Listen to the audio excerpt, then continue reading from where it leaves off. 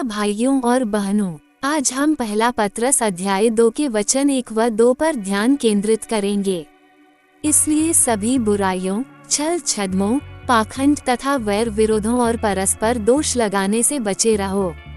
नवजात बच्चों के समान शुद्ध आध्यात्मिक दूध के लिए लालायित रहो ताकि उससे तुम्हारा विकास और उद्धार हो। ये वचन हमें आध्यात्मिक विकास की एक सुंदर तस्वीर प्रस्तुत करता है। ये हमें बताता है कि हमारी आध्यात्मिक यात्रा एक बच्चे के विकास के समान है। जैसे एक बच्चा दूध पीकर बढ़ता है, वैसे ही हम परमेश्वर के वचन से पोषण लेकर आध्यात्मिक रूप से बढ़ते हैं।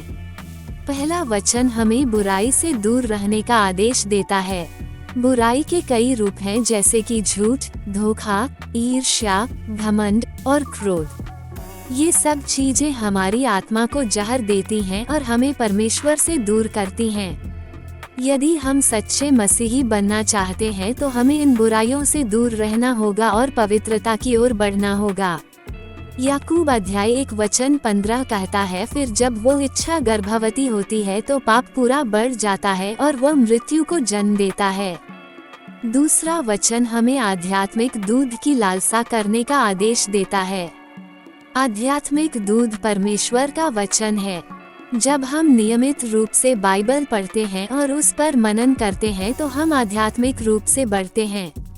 पहला पत्रस अध्याय 2 वचन 2 कहता है, नवजात बच्चों के समान शुद्ध आध्यात्मिक दूध के लिए लालायित रहो ताकि उससे तुम्हारा विकास और उद्धार हो।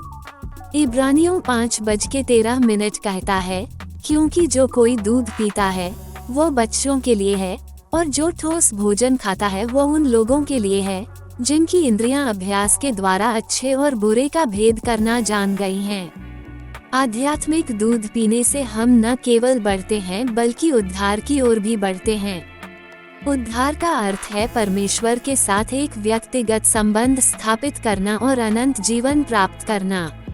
यूहन्ना 3:16 कहता है, क्योंकि परमेश्वर ने जगत से इस प्रकार प्रेम किया कि उसने अपना इकलौता पुत्र दे दिया, ताकि जो कोई उस पर विश्वास करे वह नाश न हो परंतु अनंत जीवन पाए।